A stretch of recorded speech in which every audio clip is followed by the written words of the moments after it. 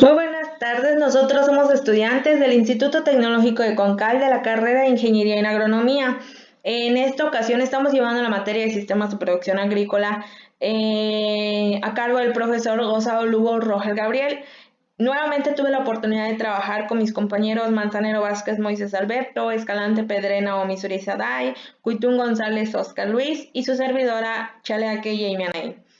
Anteriormente platicamos sobre el capítulo número 1, ahora vamos a englobar el capítulo número 2 que hace mención a la tecnología de producción, en este caso de la hortaliza cucurbitácea anual, calabaza, calabacita o zucchini como pues su nombre común. Sin embargo, el nombre científico es Cucurbita pepoe.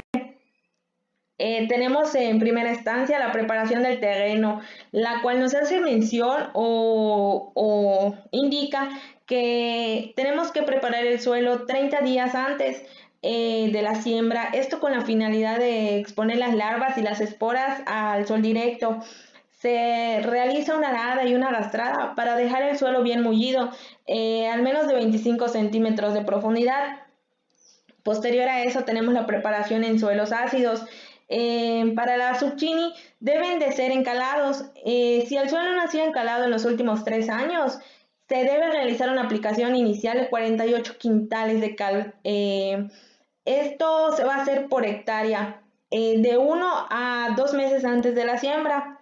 Ahora bien, nos vamos a ir con las camas que pues nos indican o nos aconsejan levantar camas entre 25 y 40 centímetros. Eh, las camas altas tienen grandes ventajas agronómicas. Una de ellas pues es el mejor drenaje, la mejor aireación, pues ya que las raíces realmente necesitan oxígeno. Nos vamos a ir con la siembra, que pues en esta ocasión vamos a hablar sobre la técnica de siembra directa. Esto es normalmente cuando nosotros mismos extraemos las semillas, las depositamos en suelo directo. Son semillas que no son certificadas, no están preparadas. Entonces decidimos depositar de 3 a 4 semillas como para tener aunque una germinación. En muchas ocasiones se da la ocasión de que pues germinan de las 3, germinan 3 o incluso 2, entre otros, ¿no? Y cuando esto sucede, pues complica un poquito las cosas porque las plantas comienzan como que ahora sí pelearse entre ellas, empiezan a tener una competencia de absorción de nutrientes y minerales y pues se pueden enfermar. Lo que se aconseja es que 5 días después de la germinación se retiren las plantas sobrantes y solo nos quedemos con una. Pues de igual forma no es aconsejable esta técnica para cultivos a gran escala porque como están en suelo directo, están expuestas a muchas plagas, a que las arbences crezcan más que ellas y pues las empiecen como que ahora sí a matar. Entonces hay que tener mucho cuidado con este tipo de técnica. Eh, la siembra en semilleros. La siembra en semilleros normalmente es con semillas certificadas. Esto se hace con el único fin de asegurar una mejor germinación y una mayor pureza del material, es decir, la planta. Eh, las semillas certificadas pues ya están tratadas de plagas y enfermedades, lo que va a construir a una mejor disminución de insumos.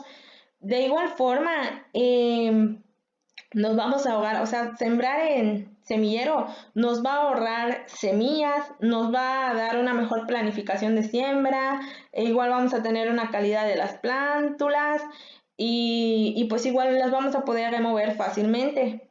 La distancia entre siembras se recomienda que sea entre 1,5 y 2 metros entre surcos y de 0,5 a 1 metro entre plantas para densidades de siembras por hectáreas. El trasplante. En el trasplante hay dos factores o dos requerimientos muy importantes que son que pues realmente revisemos que al momento de trasplantar la plántula esté libre de enfermedades y plagas. E igual se recomienda que tenga de 8 a 10 centímetros de altura. Ahora bien, nos vamos a ir con el laboreo de cultivo o pues los manejos agronómicos.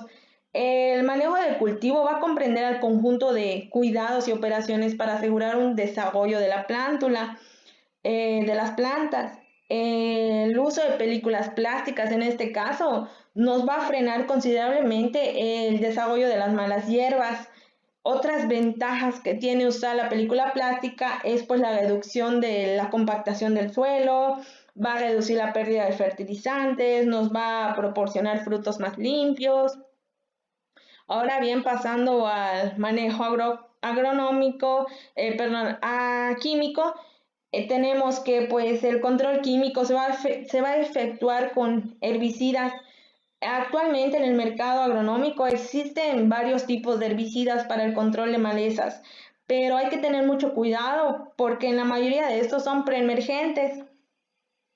Ahora bien, nos vamos a ir con el cultural, pues que más que nada es el control oportuno de arbences, ya que estas especies pues van a como que ahora sí a desarrollarse mejor cuando pues uno no le presta la atención necesaria. Ahora bien que si vamos como que manejando de una manera constante las arbences, pues no vamos a tener mucho problema con ello. Igual vamos a tener como que la utilización de materia orgánica, compostas, entre otras cosillas por ahí. Ahora bien, nos vamos a ir con el tutorado. Los tutorados se realizan más que nada para reducir ahora sí que el daño mecánico que pues va a sufrir la planta por el efecto del viento y de las cosechas. Este, la poda. Pues la poda se realiza principalmente para eliminar flores y frutos e incluso hojas que pues tienen como que un desarrollo excesivo, ¿no? Igual tenemos la escarada, que pues se recomienda que esta labor pues se realice de manera ligera y a los 25 días de edad del cultivo aproximadamente, como anteriormente les mencionaba. Tenemos el riego, ¿no? La calabacita es una planta pues exigente en humedad, por lo que es recomendable que esté entre un 70 y un 80% de la capacidad del campo del suelo. En este caso, el riego localizado, que pues es lo que mayormente se utiliza, pues es en zonas cálidas, o sea, mayormente se utiliza el riego localizado en zonas cálidas. El primer riego se debe dar unos días antes de la siembra, aplicando agua de tal forma que el volumen aportado por metro cuadrado sea de unos 24 litros, es decir, como de unos 240 metros cúbicos por hectárea. Esto se consigue con 2 goteros de 4 litros por planta. Ahora bien, nos vamos a ir con la nutrición vegetal o fertilización. La fertilización siempre va a depender del análisis del suelo, pues de cada cultivo, y este dictará el tiempo y pues las cantidades de fertilizantes necesarios. Tenemos el manejo de fertilizantes que pues normalmente en estos cultivos son el nitrógeno, que pues nos va o sea, el nitrógeno durante la época de la plantación de la hortaliza deberá recibir de 35 a 70 kilogramos por hectárea. Es lo que la planta va a requerir. Igual tenemos el fósforo, que pues se aprovecha mejor cuando se aplica en bandas que cuando se distribuye al voleo. La fertilización rinde mejores resultados de esta forma.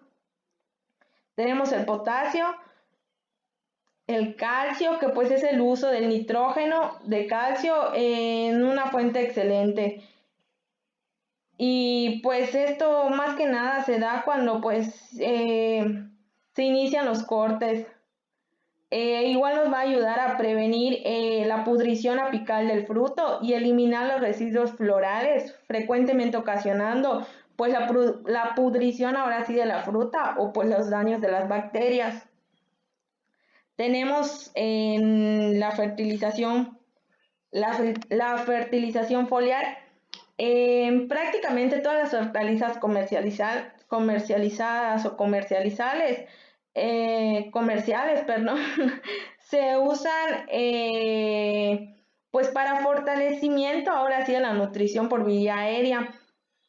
Esto va a pasar con el fin de reforzar las reservas y las etapas críticas del desarrollo del cultivo. Em, Ahora bien, vamos a pasar al manejo de enfermedades y plagas.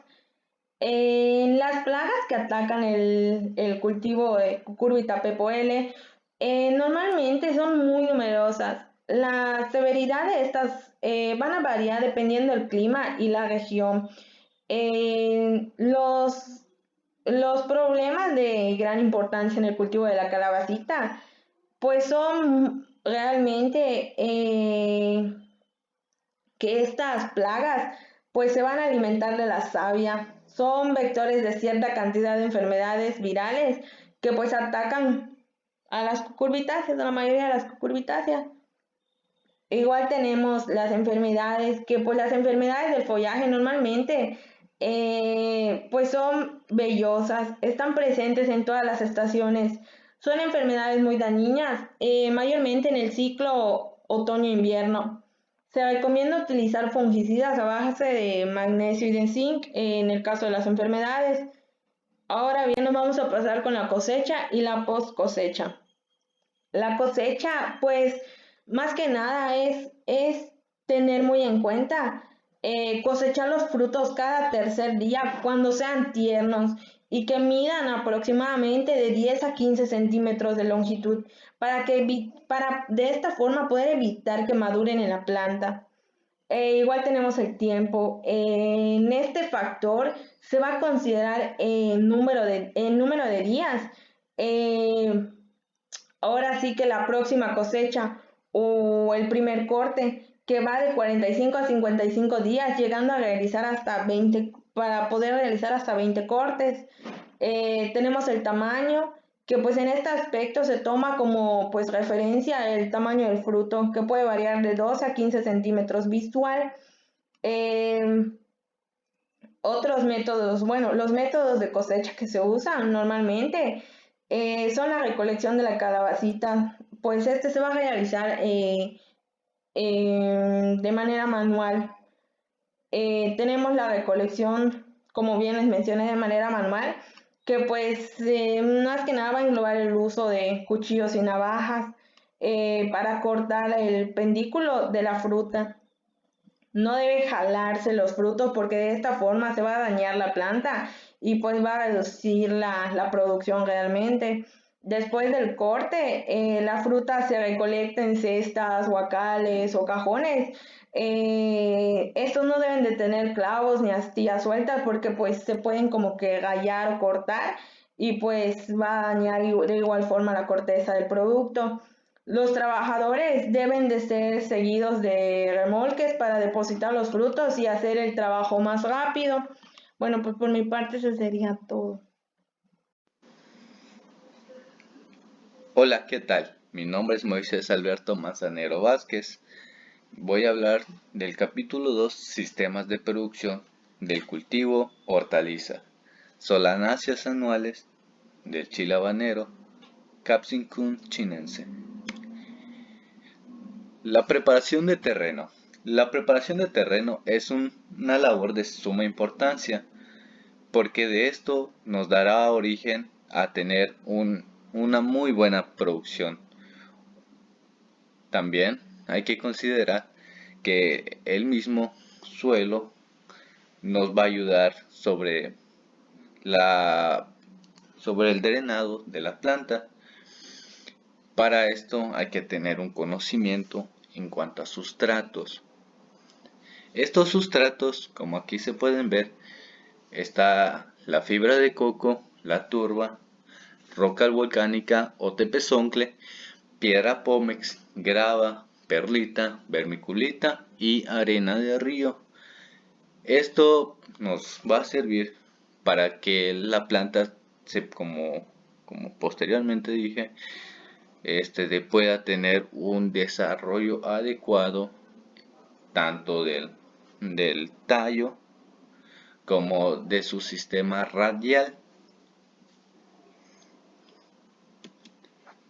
En cuanto a siembra, la siembra ya después de que tenga un sustrato adecuado, el chile habanero se suele sembrar en charolas. Estas charolas nos van a dar un resultado de las semillas que posteriormente van a germinar. Una vez de que estas semillas hayan germinado, se hace una selección de plantas. Entre estas, ya cuando tengan un tamaño levemente adecuado, se hará se hará un conteo de los cuales están en óptimas condiciones y tienen mejor aspecto morfológico para un buen desarrollo. Y los otros son los que se realizan para una selección. Estos que son chiles habaneros de proporciones chicas son eh, los que se eliminan para, para esta misma selección que se está haciendo. Una vez de que ya se haya seleccionado, como se puede ver de aquí de este lado, se encuentra dos plántulas que ya están con unas raíces de excelente de excelente estado. Su tallo se encuentra en óptimas condiciones, las hojas, y esto mismo nos va a servir para el trasplante, que nos ayudará para tener un, un mejor aprovechamiento del suelo, ya que no contaremos ya será un trasplante controlado.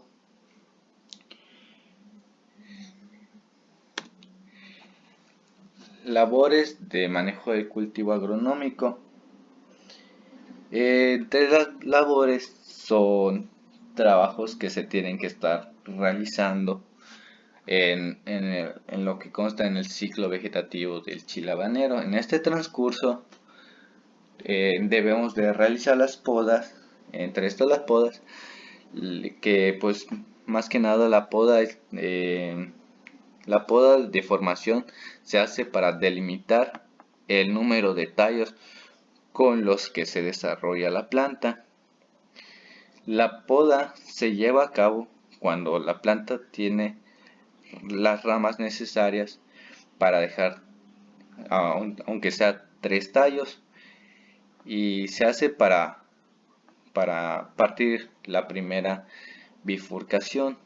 La bifurcación es cuando se da la primera división de tallos. También se encuentra el laboreo de deshojado, que el deshoje pues consiste en quitar las hojas que están por debajo de esta misma bifurcación de los tallos. Las que van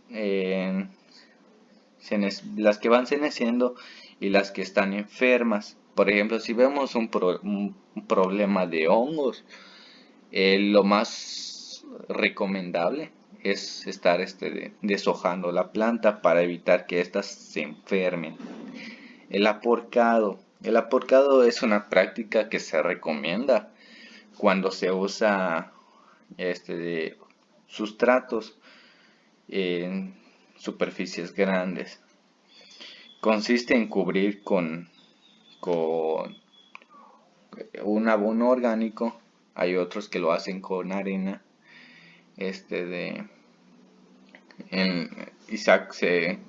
Aquí como se puede observar, esto de aquí es un aporcado, y pues lo que se hace es darle firmeza al tronco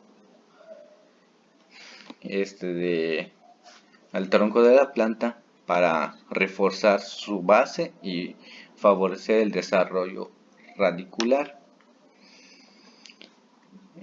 También está el control de las malezas, pues ese es más que nada de eliminar todos estos tipos de hierbas que están compitiendo con la planta del cultivo en la absorción de nutrientes, y son hospederos de plagas y enfermedades. También está el entutorado, que pues se lleva a cabo para mantener erguida la planta y evitar que se quiebren las ramas por el peso de los frutos y de las hojas, porque a veces llega a estar tan alta la planta que a veces no aguanta su mismo peso y esta se termina cayendo. Y esto pues se trata de mantener erguida la planta para que no quede en contacto del suelo y no tenga contacto con las plagas o que le entre hongo que se pudran las hojas o los frutos. El riego, de 2 a 3 riegos por semana, con suficiente para lograr un buen desarrollo y fructificación.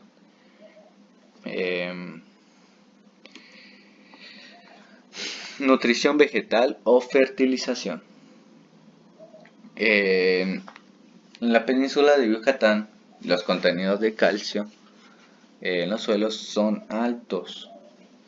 Por lo tanto, la planta lo que nos pide, en especial lo que es el chile habanero, tiene una alta demanda de fósforo.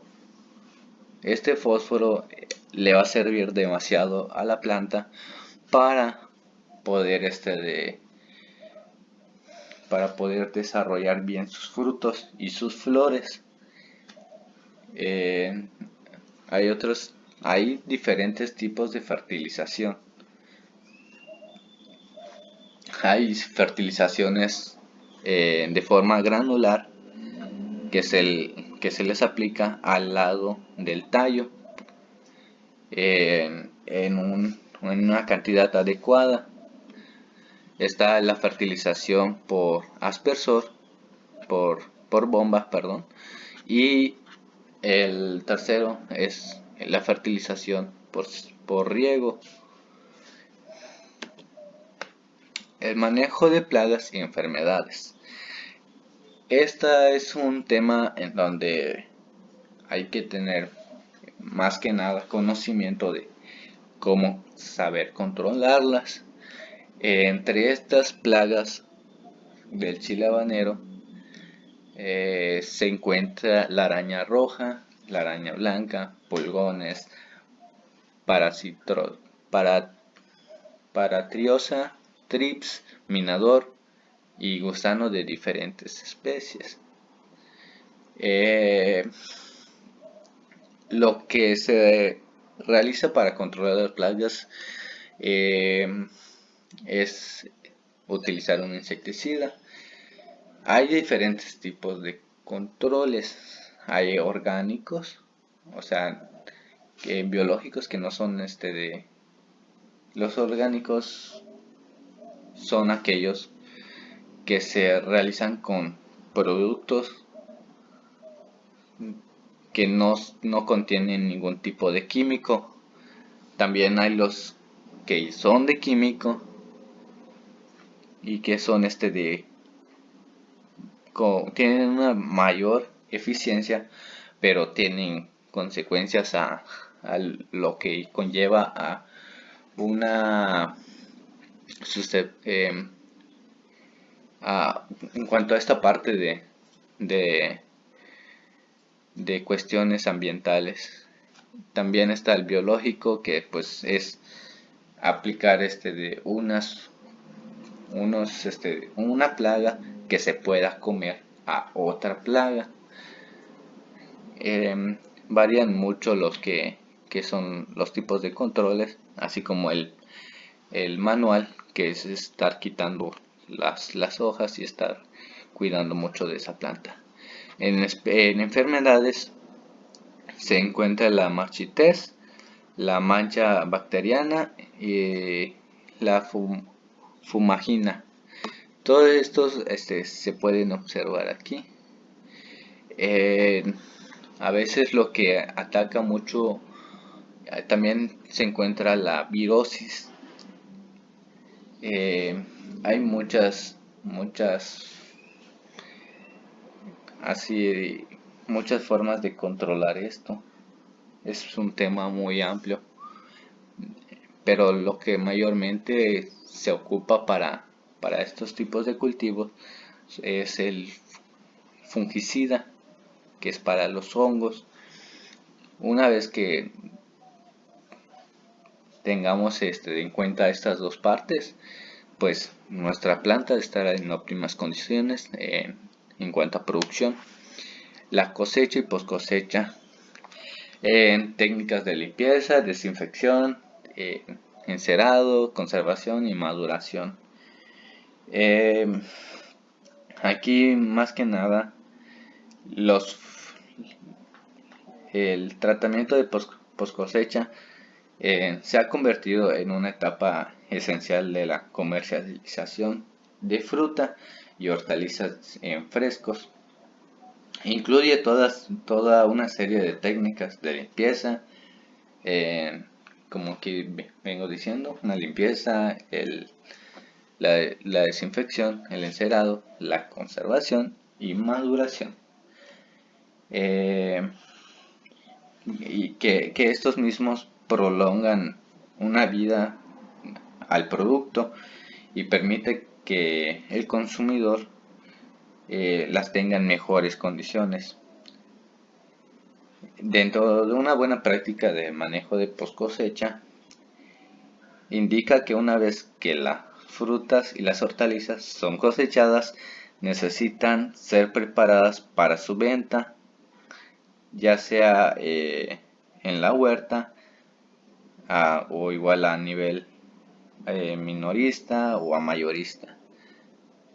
Siempre hay que estar al pendiente de entregar buenos productos que no tengan plagas, que no tengan hongos, que no estén en malas condiciones, que no tengan deformaciones.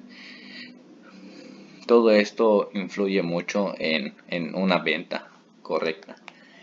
Y pues eso sería más que nada lo que es la parte de la post cosecha.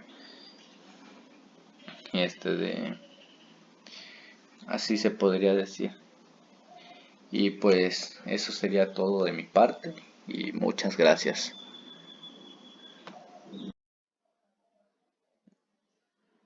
Soy Escalante Pedre Naomi, les hablaré del capítulo 2, que es la tecnología de producción de básicos en el cultivo del maíz, con nombre científico sea maíz. El primer subtema es el 2.1 que nos dice la preparación del terreno. En cuanto a la preparación del terreno, para que tenga una buena germinación de las plantas, debemos de tener una adecuada temperatura, que es una temperatura aproximadamente de 10 grados Celsius, con una buena humedad, que tenga buena aireación, para que de esta manera la semilla tenga oxígeno para su germinación. Igual para que tenga unas óptimas condiciones para el crecimiento de las raíces, con una profundidad de 40 centímetros aproximadamente. Y de igual manera se requiere que tenga una buena cantidad de nutrientes que estén en el suelo. Lo primero y lo más práctico que se debe de hacer es el aporte de los nutrientes, que debe de tener nutrientes tanto en nitrógeno, fósforo, potasio, entre otros. El siguiente subtema, el 2.2, es el de la siembra. El maíz es sembrado de manera manual en su mayoría. Se puede depositar por surcos, las semillas se van depositando en los surcos, o de esta manera también podría hacerse con maquinaria. Debe de entrar a una profundidad de 5 centímetros en separaciones de 20 o 25 centímetros. Entre surco y surco la separación debe ser aproximadamente de 1 metro. En cuanto al sistema de riego, puede ser por precisión o goteo, ya que pues este garantiza una mayor efectividad en cuanto a estos cultivos. Este cultivo es muy sensible en cuanto a los déficits hídricos, especialmente cuando llega el tiempo de la floración y el del grano. Esto es para evitar igual el estrés del cultivo por el requerimiento de agua que se necesita. Y de igual manera para hacer más eficiente el manejo y el uso del agua. En, en el caso de por hacer este cultivo por inundación, por sistema de riego por inundación, baja una eficiencia en el uso del agua, igual en cuanto al aprovechamiento para las plantas. Los labores de cultivo o manejo agronómico, que es el subtema 2.4. En cuanto a estos, se necesita de un control de malezas, que es una clave exitosa para el desarrollo de este cultivo. Esta actividad se puede llevar a cabo de forma manual o mediante herbicidas o igual haciendo rotación de cultivos, que de esta manera se puede aprovechar el terreno y que no haya una competencia en cuanto a malezas y el desarrollo de los maíces. En cuanto al siguiente tema, que es la nutrición vegetal o la fertilización. Este cultivo requiere de un alto nivel de nutrientes. También pueden ser aplicables de fertilizantes al suelo, de los cuales las raíces son las que más lo deben aprovechar. Puede hacerse por distintas maneras. También una de las maneras es aplicaciones foliares que se pueden utilizar en cuanto a este cultivo. Otra de las maneras es una fertirrigación, que a través del sistema de riego se colocan los nutrientes o los fertilizantes que se necesiten y se va a llevar a cabo de esta manera. El subtema 2.5, manejo de plagas y enfermedades. En cuanto al maíz, el cultivo del maíz, uno de las plagas que más se ven presentes es el gusano cogollero. En estos pueden tener distintos tipos de control. Aparte del gusano cogollero, igual se puede encontrar en el barrenador menor del maíz o entre otras plagas. El control de estos puede ser con insecticidas o con algunos, mayormente con insecticidas, porque al tratarse de un cultivo ya al ser de manera natural, podría no tener una gran eficiencia y se daría la pérdida del cultivo. El tema 2.7, que es la cosecha y la poscosecha, nos menciona que la cosecha se puede hacer de manera manual, que en esta se deja el maíz adherido al campo para que, dependiendo de esto, el grano pueda secarse en distintos factores, y de esto posteriormente las prácticas que más se utilizan son dejar la planta así en pie entera o cortarla de la parte superior, o también un doblado o quebrado, que en este procedimiento es cortar o bien doblar la parte superior de la planta o solamente la mazorca. En cuanto al desgrane manual, puede serse de manera manual o mediante un cono, que es desgranador de maíz, o desgrane mecanizado también, que son con una deschaladora o deshojadora. y con una cosechadora mecanizada. En cuanto a este tema es todo por mi parte y muchas gracias.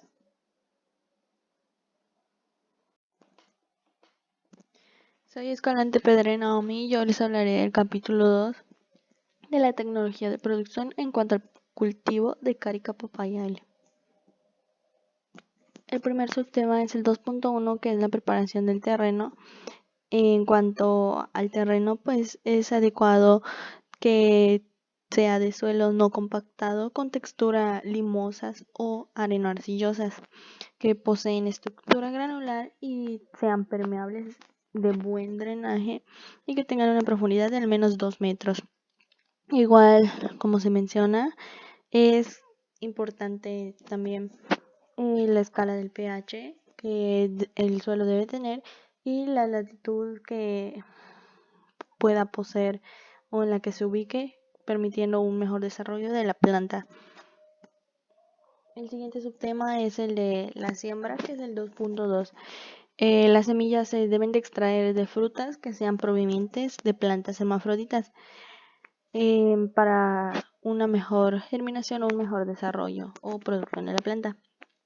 En cuanto a la siembra, se recomienda que se pregermine la semilla, esto remojándolas en agua durante 48 horas, cambiándolas cada 6 a 8 horas de agua. Posteriormente se quitan el agua y se dejan secar en una manta ya hervida, que de esta manera para eliminar los patógenos o lo que pueda contener que dañe a la germinación y el desarrollo. Se colocan en un lugar cálido. De esta manera, pues el sistema radicular va a ir creciendo poco a poco de 1 centímetro a 2 centímetros. Posteriormente se puede sembrar en bolsas con profundidad de 3 centímetros y ya posteriormente para la siembra directa del terreno es el distanciamiento que deben de tener entre planta y planta es de 2 metros a 2,5. Igualmente esta medida se utiliza entre surco y surco. El siguiente subtema es el riego, el subtema 2.3. Puede ser por 3 maneras: goteo, aspersión y microaspersión. En cuanto a las dos primeras, son eficientes, pero no tienen un aprovechamiento de agua muy bueno. En cuanto a la tercera, que es microaspersión, digamos que es la mejor y la que más se recomienda por los beneficios que tiene y por el aprovechamiento que se da, pero tiene una desventaja de costo y también de la durabilidad del sistema por los movimientos que realiza en giratorios o rotatorios.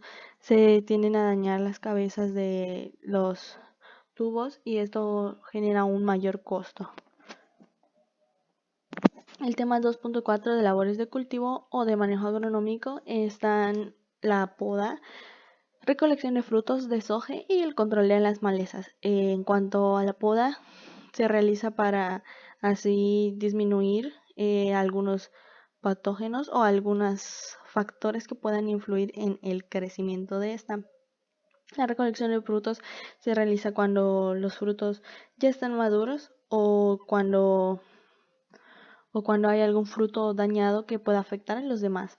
El deshoje es para así tener un mayor desarrollo de frutas, o de que se deje solo en la parte alta de la copa las hojas.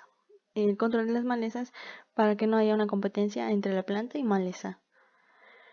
En la nutrición vegetal o fertilización, en este subtema 2.5 nos menciona que este cultivo de papaya requiere niveles altos de fertilización y de nutrientes por el constante crecimiento de la planta, tanto de hojas como flores y de los frutos. Este puede aplicarse de manera pues continua y también no interrumpida. Debe también tomarse en cuenta que los nutrientes o los elementos que se apliquen deben de mantener un equilibrio tanto en la planta como en el suelo, la escala del pH, y que no se vean afectados este equilibrio que pueden poseer para no afectar el cultivo. El siguiente tema 2.6 es el manejo de plagas y enfermedades. Las plagas más comunes son la pudrición de piel, de tallo y de raíz. Estas enfermedades se pueden controlar o combatir. En el caso de la pudrición de la piel del fruto, es una enfermedad que, pues, una vez hecho el daño, ya no hay vuelta atrás, el fruto se ve afectado y de esta manera se da la pérdida de este. Las plagas igual afectan tanto a las hojas como los frutos. En algunas de las plagas son los nematodos o también en el caso del trip y de la mosca blanca. Estas plagas se pueden combatir, pero afectan una vez ya los frutos. En el caso de algunas específicas ya se da la pérdida por completa del fruto.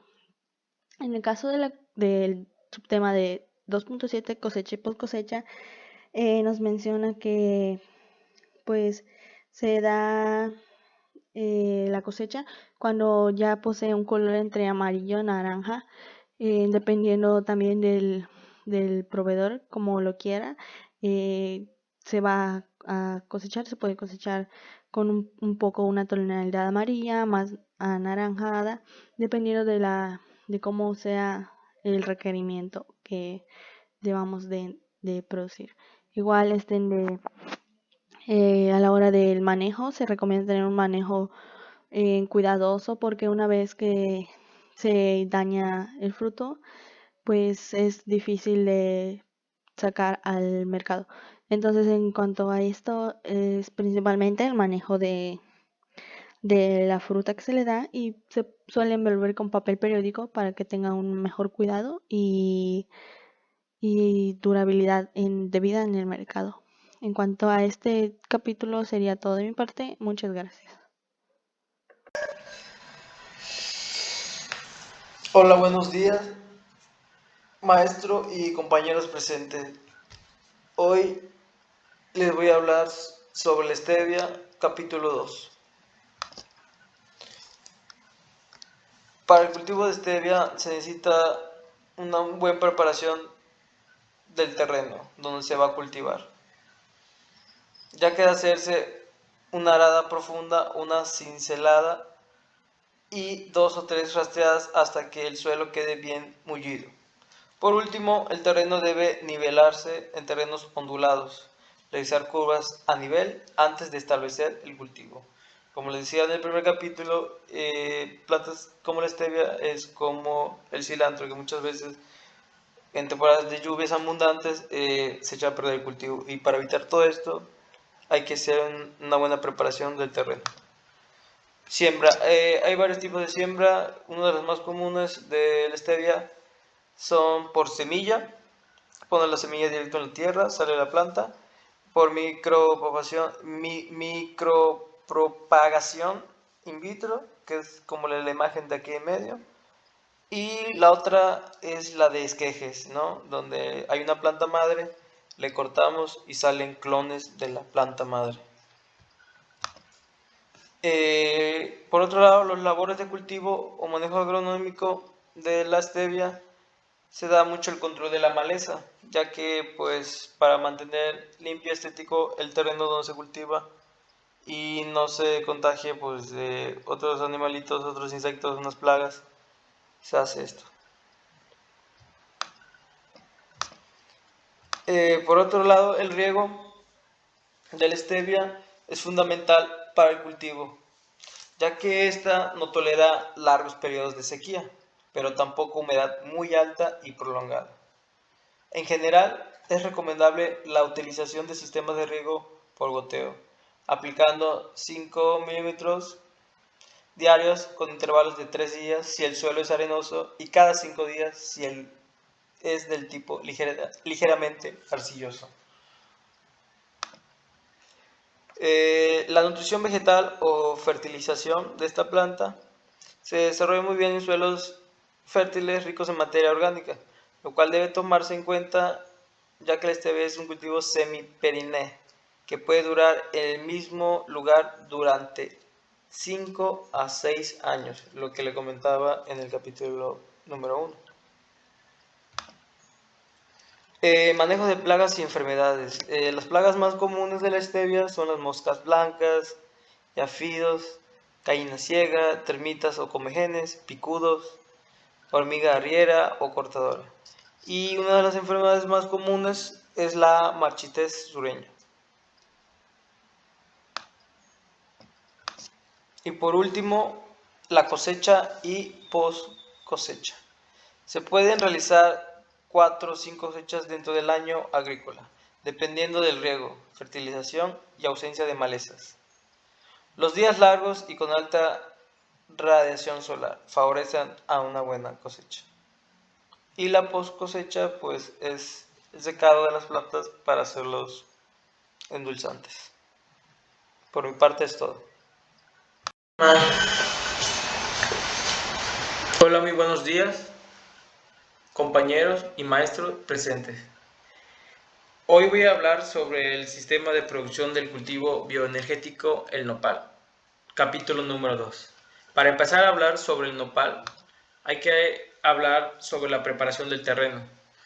Por su rusticidad y gran capacidad de enraizamiento, esta especie no es exigente en la relación a la preparación del suelo.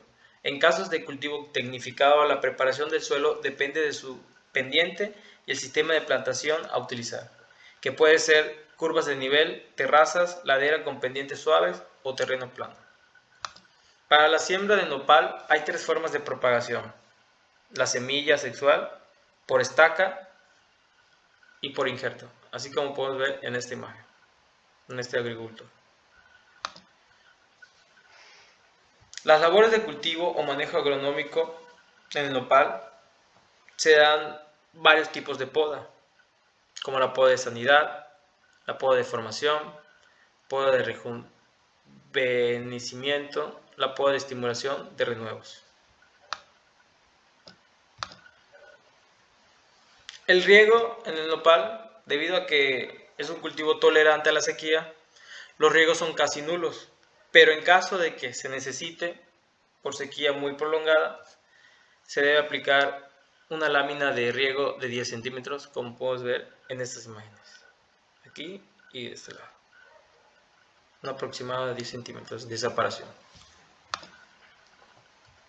La nutrición vegetal del nopal es recomendable la aplicación de abonos orgánicos y fertilizantes químicos, debido a que a la respuesta positiva de esta planta. El manejo de plagas y enfermedades del nopal.